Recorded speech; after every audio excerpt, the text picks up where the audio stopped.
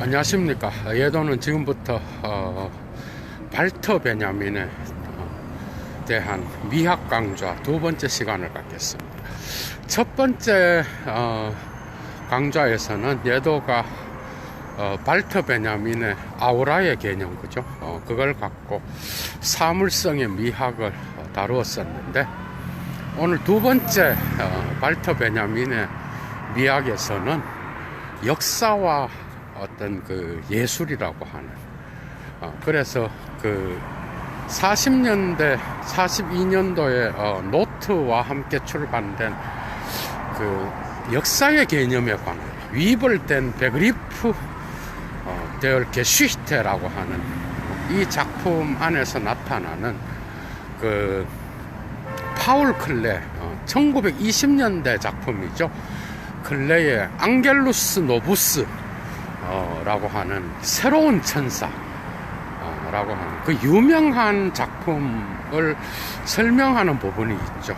그걸 통하여 예도가 미학 강좌를 하면서 그 발터 베냐민의 시간성에 관하여, 역사 철학의 시간성에 관하여 언급하고, 또한 아감벤이 내용 없는 인간 마지막 장에서 언급하는 그 베냐민의 어떤 이러한 미학의 특징들을 함께 살펴보면서 현대 미학의 어떤 그러한 방향성을 고찰하려고 합니다, 여러분.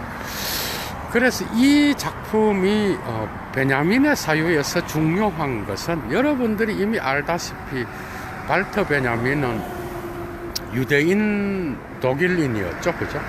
그 다음에 프라이부르크, 그 다음에 여러 곳에서 독일에서 공부를 했고,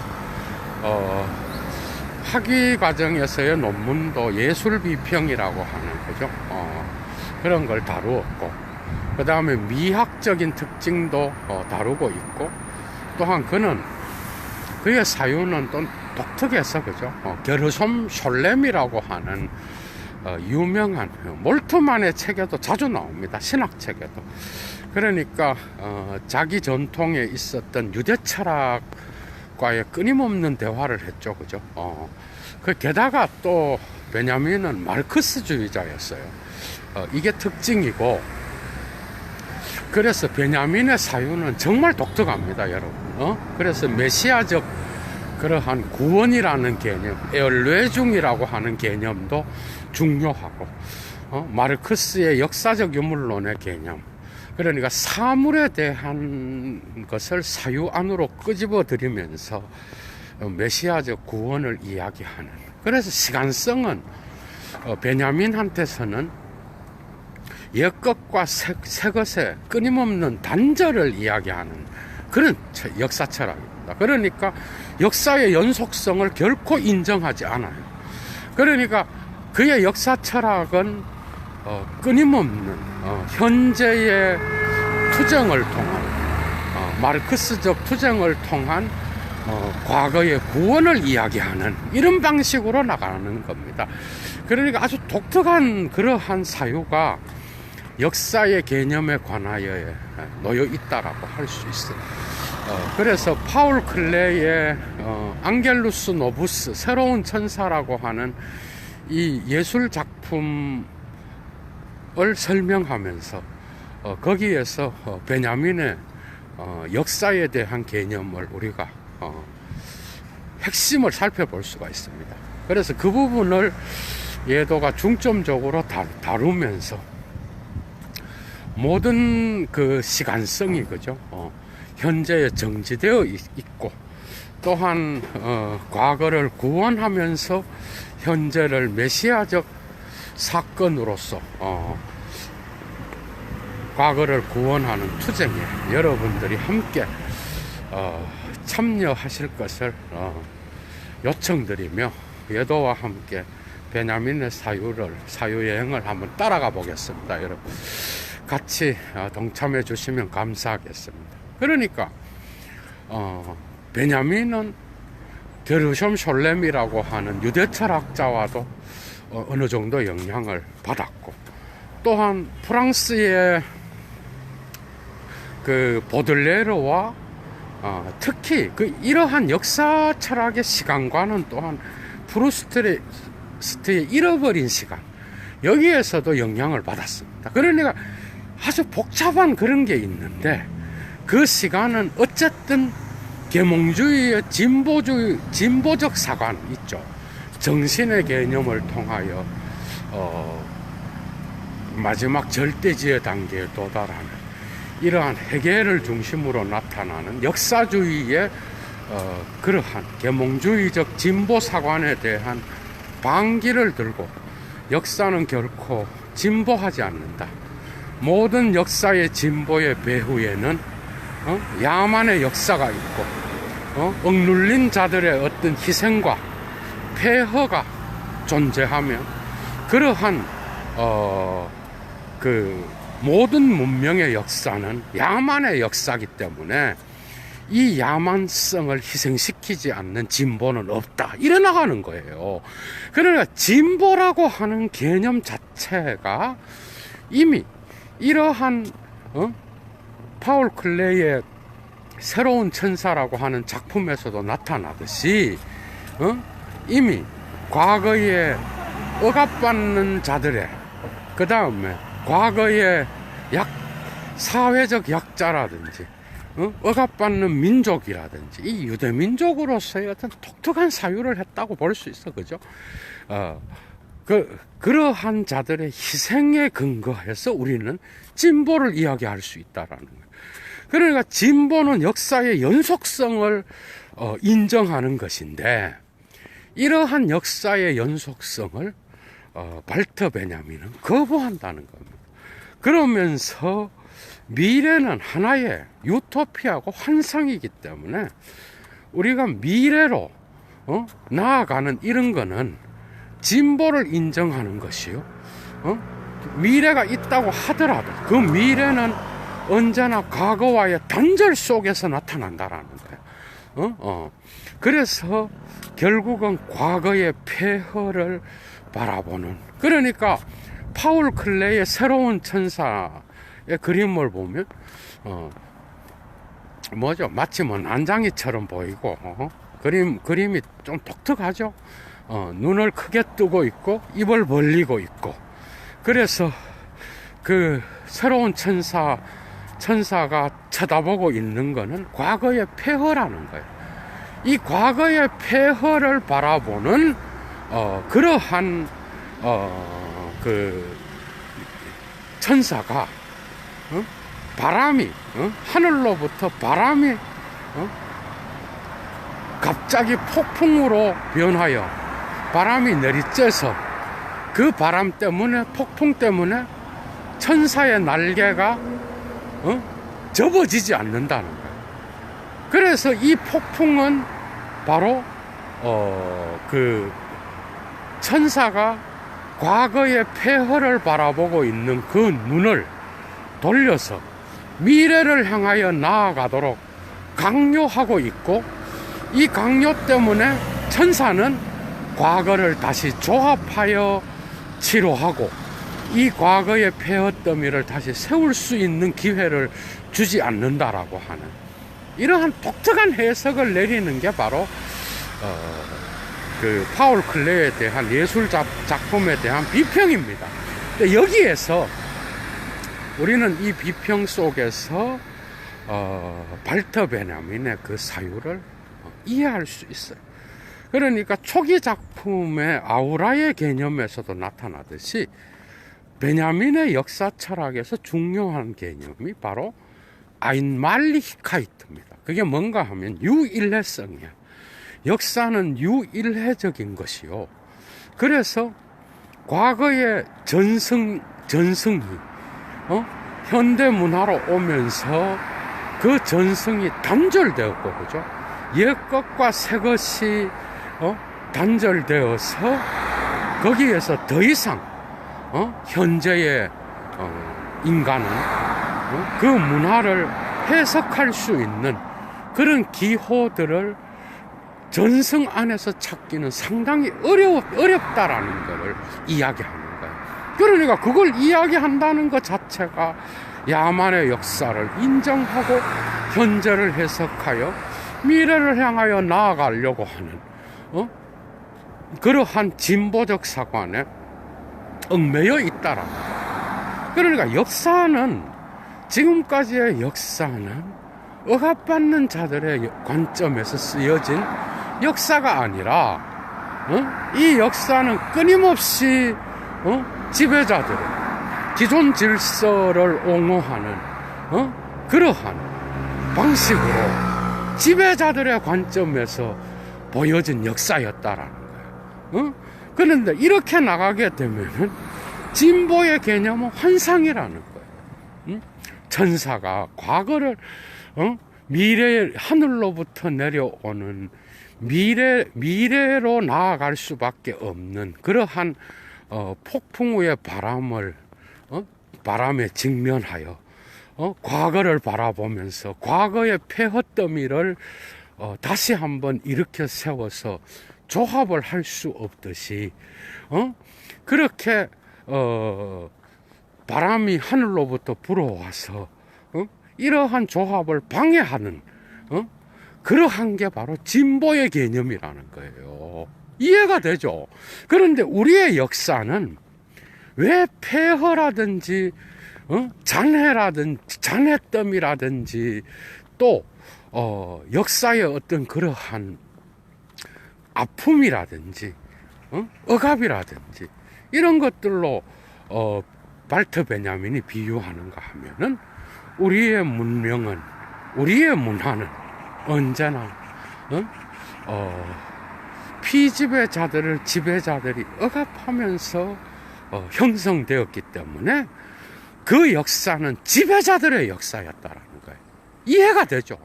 그러니까 모든 베냐민이 지적하는 건 그런 겁니다.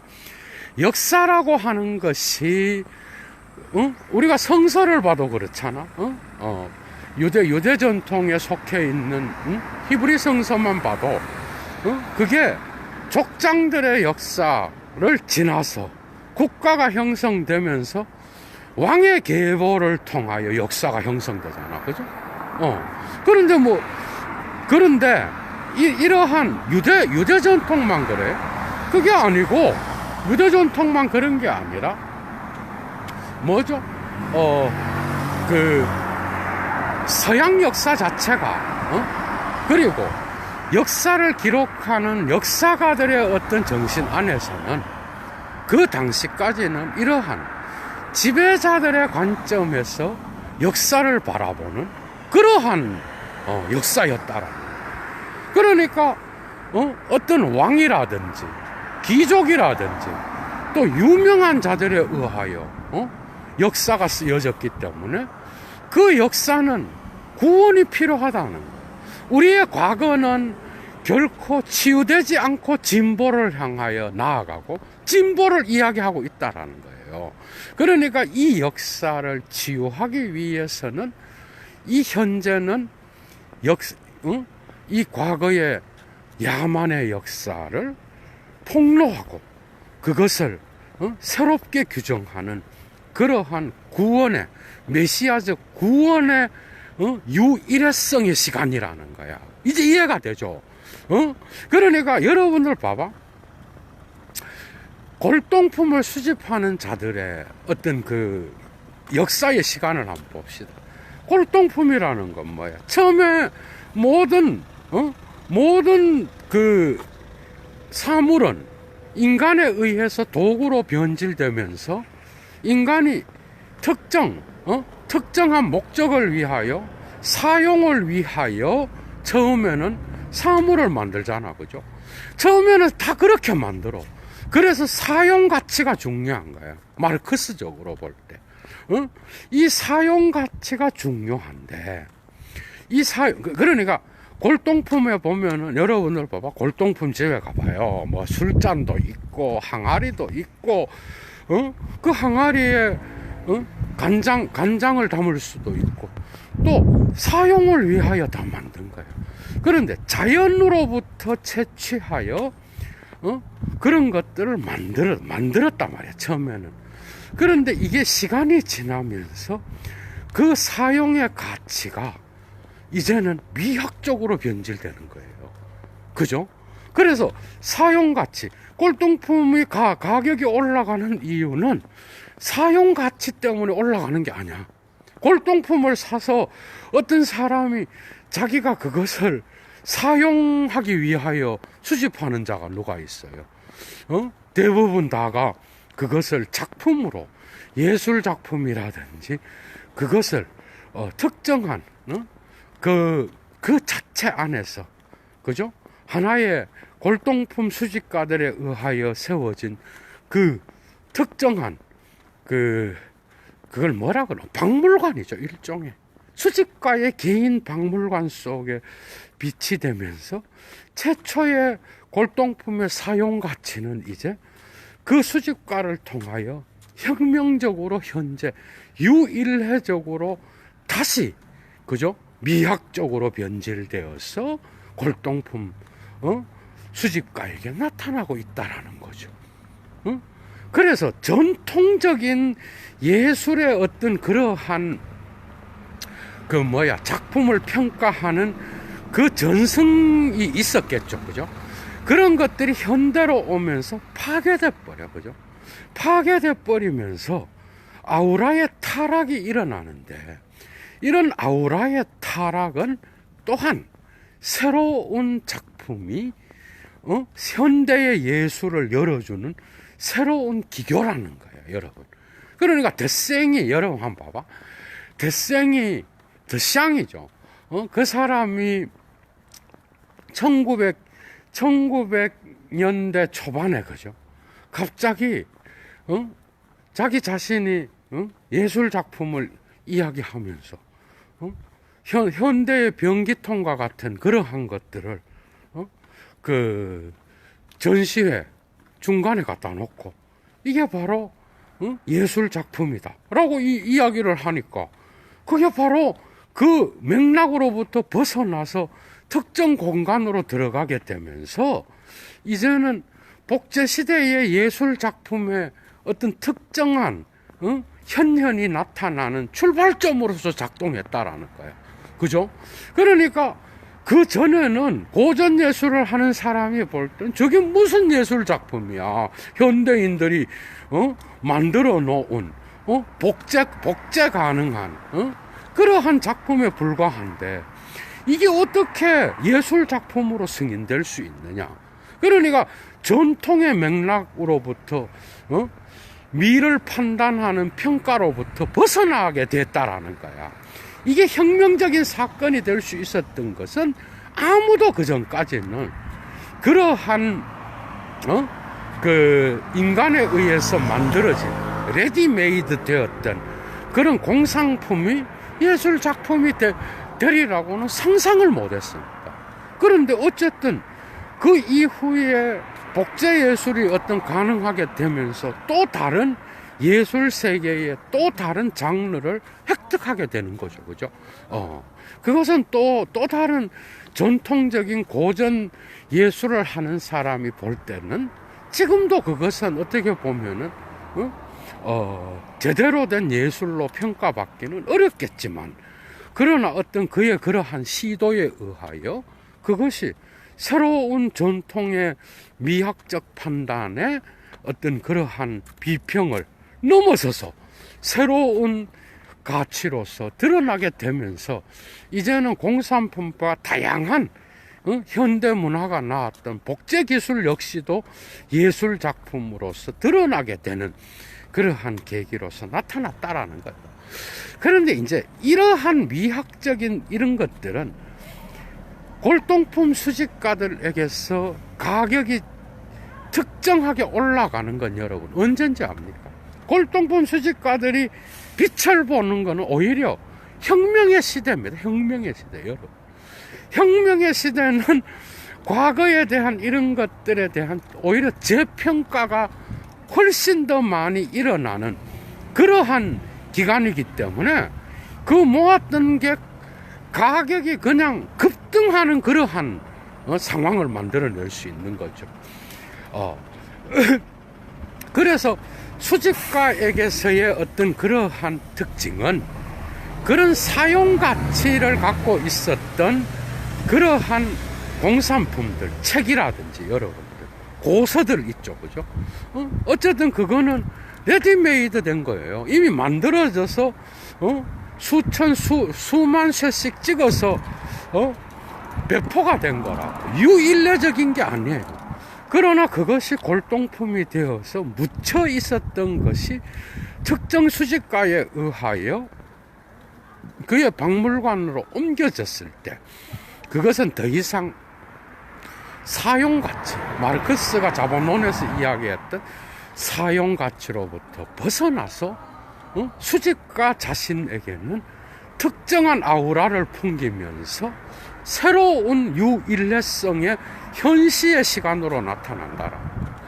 그러니까 파울레의 그 새로운 천사에서 발터 베냐민이 이야기하려고 했던 거는 진보의 허구라고 볼 수가 있어요.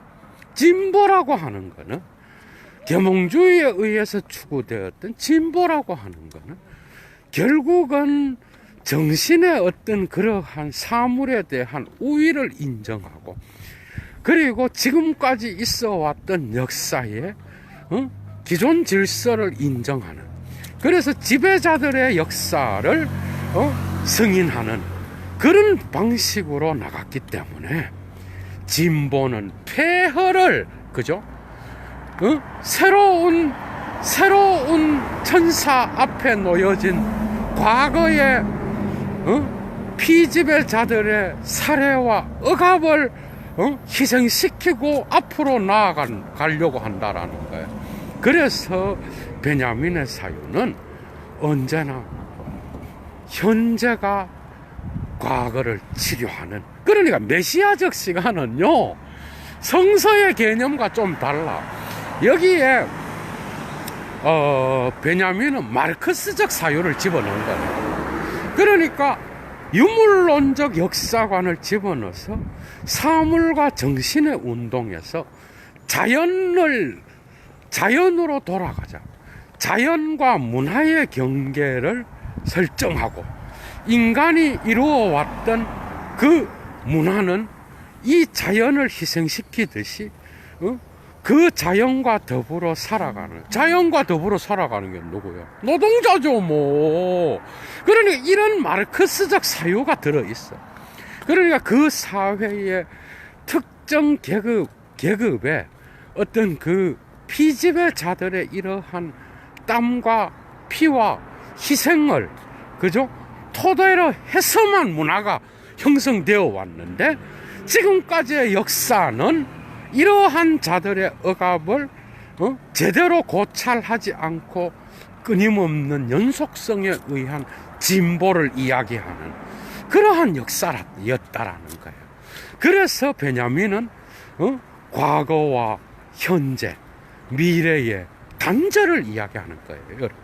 그러니까 미래를 이야기하는 게 아니라 현재와 과거를 이야기하는데, 이 과거는 결코 전통이 살아 숨쉬는 그러한 위대한 과거가 아니라 이 과거에는 언제나 유대민족이 겪었듯이 디아스포라된 유대민족이 유럽이라든지 러시아에서 겪었듯이 그러한 소수민족들, 그 다음에 억압받는 자들, 이 역사 속에서 자연의 노동을 통하여 문화를 발전시켰는데 그 문화는 지배자들의 문화가 아니라 사실은 이러한 피지배자들의 어떤 그 희생과 아픔에 의하여 세워졌다라는 거예요. 그 위대한 말이 나오잖아요. 모든 문명의 역사는 야만의 역사였다. 이게 바로 여기에서 나오는 거예요. 그러니까 이런 것들을 치료하지 않고 미래로 나가는 거는 하나의 환상이라는 거죠. 여기에 계몽주의에 대한 진보의 역사주의, 그리고 19세기에 이러한 진보사관의 영향을 받은 히스토리스무스 역사주의를 비판하는 그러한 계기로서 메시아적 크로노스의 시간을 이야기하고 있다라는 거예요. 그러니까 그럼 시간은 현재밖에 없다라는 거예요. 그런데 이 현재는 메시아적 구원으로 다가와야 된다라는 거예요. 메시아적 구원으로. 이해가 되죠? 메시아적 구원으로, 메시아니쉐 엘레중. 그러니까 메시아적 구원으로 현재의 시간을 이야기하는 것은 성서와 달라. 성서의 메시아는 뭐죠? 지금까지의 역사를 중단시키고, 갑자기 역사 속에 신이 개입하면서 어떤 이 역사를 마지막 시간으로 규정하면서 갑자기 역사의 중단이 일어나잖아. 그게 요거는 발터 베냐민이 받아들입니다. 요거는. 그러니까 그의 역사관은 신학이 들어가 있어, 항상. 신학적이고 역사 철학 안에는 신학과 마르크스의 사상이 같이 들어가 있어. 그러니까 이 메시아적 유대교에서 예언자들을 통하여 나타났던 그 메시아가 지금까지의 과거를 치료하고, 그죠? 지금까지의 역사를 중단시키고 와서 과거를 심판하고 새로운 나라를 완성할 것이다라고 하는 그러한 비전이 있었죠. 그런데 발터 베냐민은 그것을 받아들여서 거기에는 억압받는 자들의 희생이 회복돼야 된다라고 하는. 그러니까 현재의 메시아적 구원은 언제나 과거의 전승을 그대로 해석하는 자가 아니야. 과거의 역사를 그대로 해석하고 그것을 그대로 받아들이는 자가 아니라 과거를 끊임없이 과거가 억압했던 억압자들의 어떤 시간을 다시 한번 규정하고 그들의 역사를 새롭게 구성함으로써 현재 새로운 구원의 역사는 바로 그래서 신학의 메시아적인 것이 정치의 시간으로 옮겨지는 거예요. 그러니까 메시아적인 이 시간은, 구원의 시간은 우리의 현재를 살아가는 인간들의 어떤 그러한 투쟁과, 그죠? 마르크스주의적인 프롤레타리아 혁명을 위한 투쟁이 중요한데, 이 투쟁은 성서에서 말하듯이 갑자기 신이 와서 이거를 하는 게 아니라, 이게 이제 다른 거야, 신학이랑. 이게 아니라 메시아적 구원의 시간을 위하여 현재 우리가, 그죠?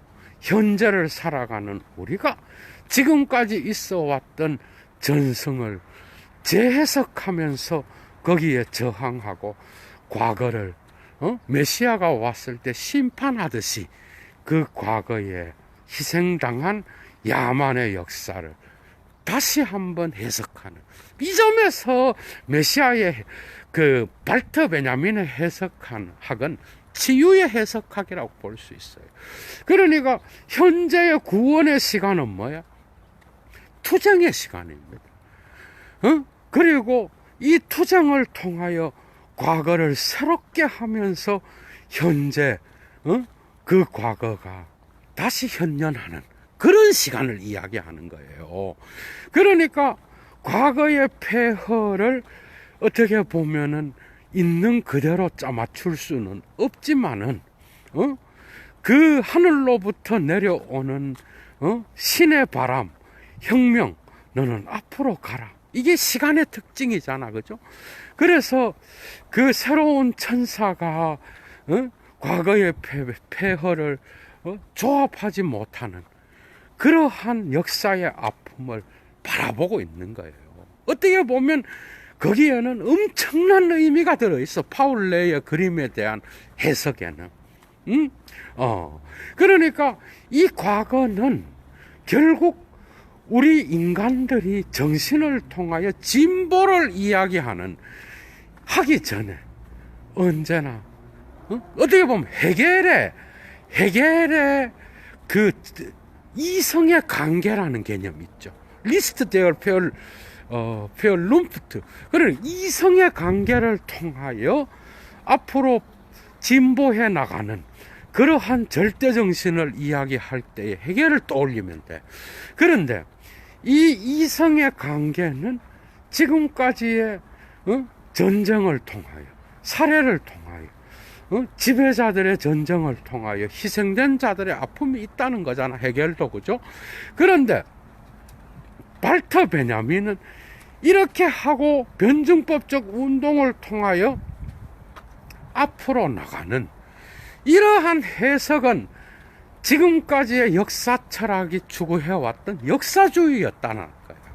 그런데 이런 것들은 끊임없는 야만의 역사를 문명 배후에 감추고 자기 기만을 통하여 진보를 이야기하는 거라는 거예요. 이제 이해가 되죠. 그러니까 이런 해석은 이제는 종결되어야 된다. 역사의 개념이 바뀌어야 된다.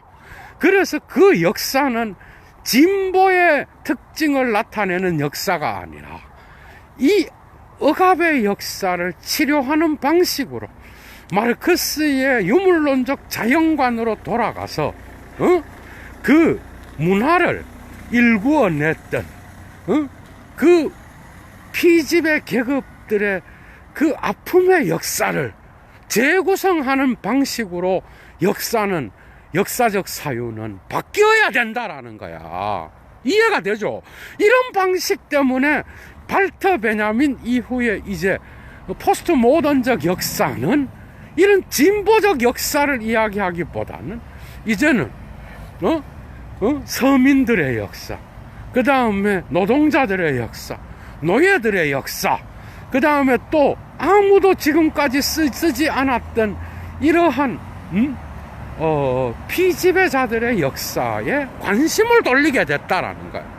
엄청난 작품이죠. 그 점에서는. 그러니까 그런 사유가 들어있다라는 거예요. 그런데 여기에서 그게 중요한 게 아니라 이러한 신학적인 메시아적 사상이 정치적 투쟁의 마르크스적 사상으로 바뀌게 되는 거예요.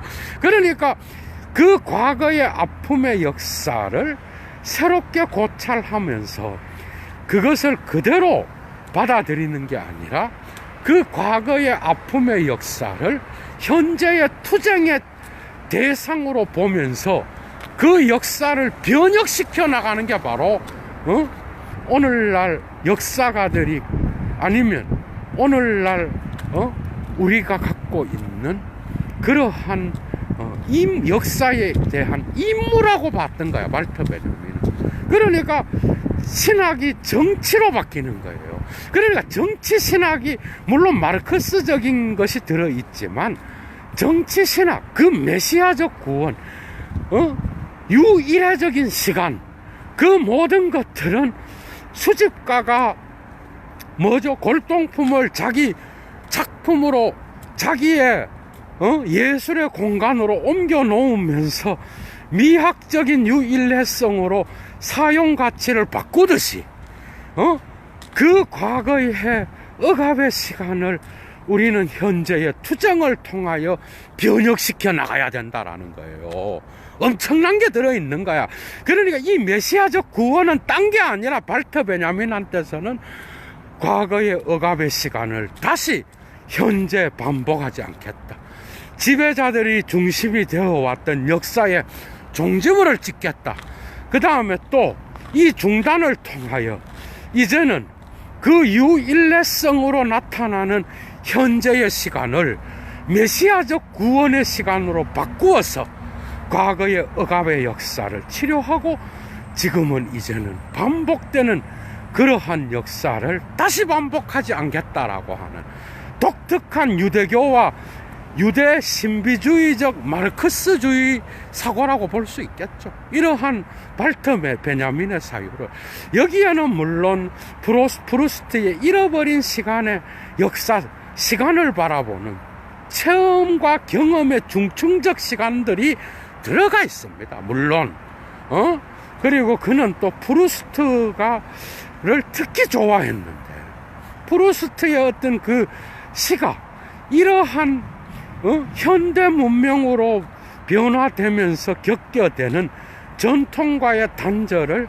단절 안에서 그 단절 속에서 과거와 새 것을 연결시키는 중추 작업.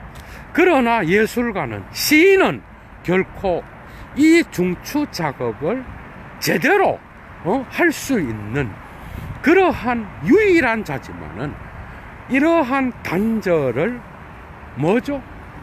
오히려 현대 문학의 어떤 그러한 기회로 삼고, 이 단절에서 좌절하지 아니하고 그 전승과 현재의 문명인들의 단절에서 오는 그러한 빈 공간을 오히려 새로운 창조적 공간으로 생각하여 현대의 문화가 과거의 문화와의 단절을 오히려 기회로 삼는, 그것이 바로 보들레르의 시의 세계였다라는 거예요.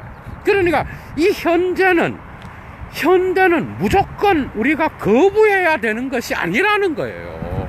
그러니까 베냐민도 이 복제 기술을 무조건 거부하는 게 아니라고요. 그 다음에 여기에서 나타나는 사진 예술이라든지 영화라든지 이런 것들을 무조건 거부했던 게 아니라고. 아도노로랑 달라, 이런 부분들은. 그런데 이제 그런 차원도 있지만은, 그의 역사관에서의 이러한 현재의 시간은 바로 미래를 향하여 나아가는 이러한 신의 어떤 그 폭풍우가 있음에도 불구하고, 이 새로운 천사는 과거의 폐허를 바라보고 있듯이 현재는 어떻게 보면 그러한 긴장이 일어나는 그러한 장소였다라는 것을 베냐민은 그 작품을 해석하면서 그죠? 밝히고 있다라는 겁니다. 사실은 이제 이런 해석들을 아감베는 내용 없는 인간 마지막 쪽에서 그죠? 이거를 예술가들의 사명과 연결시킵니다, 여러분.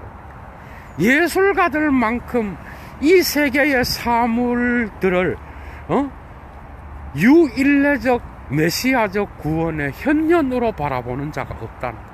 맞죠?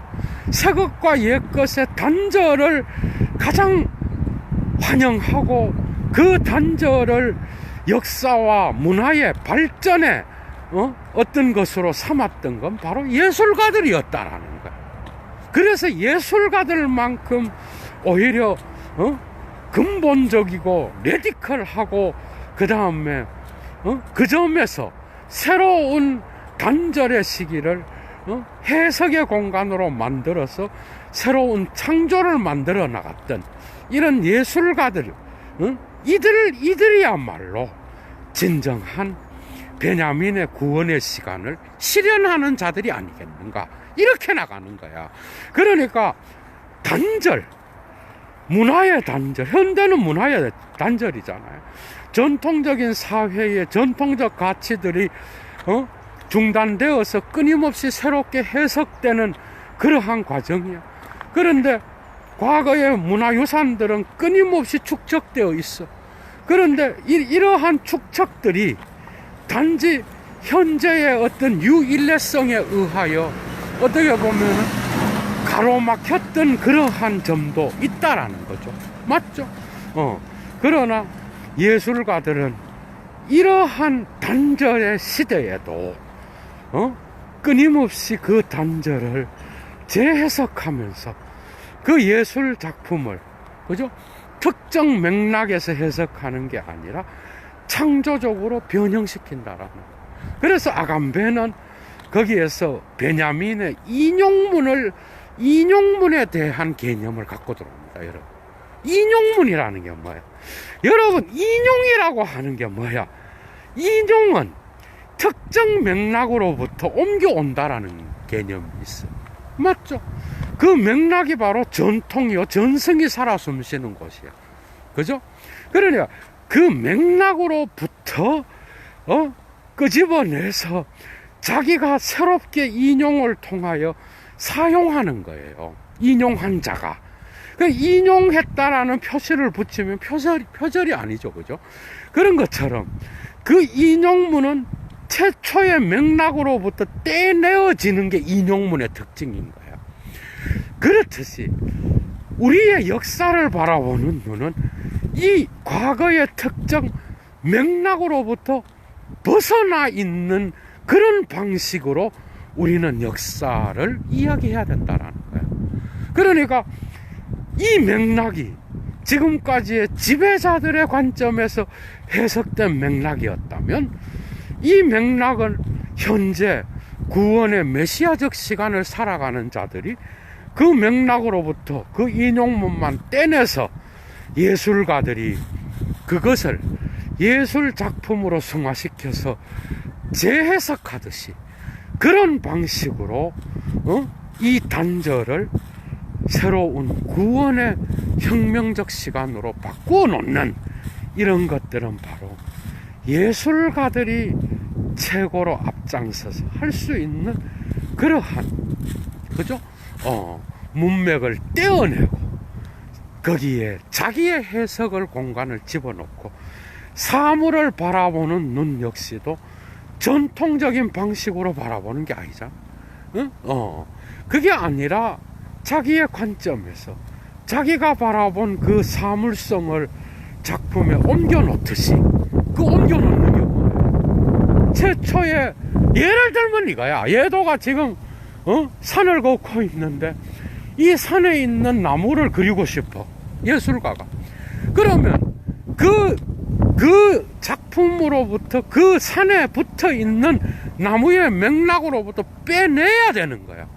그래서 그것을 자기 화폭에 옮기는 거예요. 자기가 본 그 사물성으로 다시 태어나는 거예요. 모든 예술 작품은 그래서 유일례성을 갖고 있습니다. 그러니까 그 예술가가 작품으로 옮겨 놓은 것은 최초의 저 나무가 서 있었던 저 숲과 저 산으로부터의 최초의 맥락으로부터 탈인용, 벗어나서 떼내서 재인용하는 거잖아. 그죠? 그 인용은 언제나 그 맥락화의 사례를 수반한다라는 거예요. 이해가 되죠? 그게 바로 우리가 역사를 바라보는 눈도 그런 눈을 갖고 바라본다라는 거예요. 그래서 모든 현재의 시간은 단절의 시간이요. 모든 시간은 현재밖에 없지만은 지금까지 있어 왔던 그러한 과거를 다시 복제하거나 다시 그냥 그대로 해석하는 게 아니라 혁명적 구원의 시간을 통하여 그 맥락화를 재맥락화시키는, 그래서 예술가가 새로운 작품을 비전통과 비문화의 시대에, 현대문화의 시대에도 표현하듯이 그런 방식으로 우리는 역사를 재해석할 수 있어야 된다는 거죠. 이해가 되죠? 그러니까 지금까지 보았던 우리의 역사는 이제는 이러한 지금까지의 역사가들이 보지 못했던 그런 관점에서 우리는 다시 역사를 봐야 된다라는 것이고, 그렇게 될 때에 우리의 역사의 개념들은 다시 또한 변화를 겪게 된다라는 거예요. 그래서 이러한 메시아적 구원을 성취할 수 있는 그러한 자들이 바로 미학을 성취하고 아름다움의 개념을 새롭게 규정하면서 재맥락화시켜 왔던 예술가들의 그러한 예술 행위가 바로 이러한 혁명적 행위와 비교될 수 있다는 거죠. 이제 이해가 되죠. 이런 관점에서 발터 베냐민의 역사 철학은, 그죠? 미학과 연결될 수 있다라는 겁니다, 여러분. 그리고 실제로 그가 이러한 파울 레이의 그 예술 작품을 끄집어내서 자기의 역사 철학에서 설명하고 있듯이, 그죠? 곳곳에서 미학을 이야기하고, 곳곳에서 시를 이야기하고, 곳곳에서 역사의 시간을, 예술의 시간, 여러분 이해가 되죠? 사용 가치를 미학의 아우라로 바꾸어 놓는 수집가의 골동품의 그러한 맥락과 같이 최초에 사용되었던 그러한 골동품의 사용 가치가 예술가를 통하여 새롭게 미학적 가치로 변화되어 그에게 새로운 아우라를 풍기면서 현현하듯이, 그런 지금 현재의 현현은 언제나 유일례성이요, 그것은 메시아적 구원의 시간을 담고 있다라는 것. 이게 바로 이게 바로 발터 베냐민의 사유였습니다, 여러분. 그러니까 모든 예술가는 자기 나름의 현현의 시간을, 지금 이 시간도 작품을 통하여 현재의 시간, 구원의 시간, 문화를 새롭게 창조하는 그러한 시간. 그래서 모든 사물들의 재맥락화를 수행하는 자들, 이들은 바로 예술가였고, 바로 이들이 마르크스주의적 혁명을 주도할 수 있는, 그죠? 예술가들이 파괴를 이야기하듯이 그 새로운 최초의 맥락의 파괴를 통하여 재맥락화를 통한 새로운 구원의 시간, 현년의 시간을 마련하듯이, 그런 방식으로 우리는 역사의 시간을 볼 수 있는 그런 자들이 되어야 된다는 거예요. 이야, 정말 많은 것, 신학에도 엄청난 영향을 미쳤습니다, 여러분. 그래서 베냐민 이후로 20세기 후반에 이후에 포스트 모던적 역사학은 어떻게 나가요?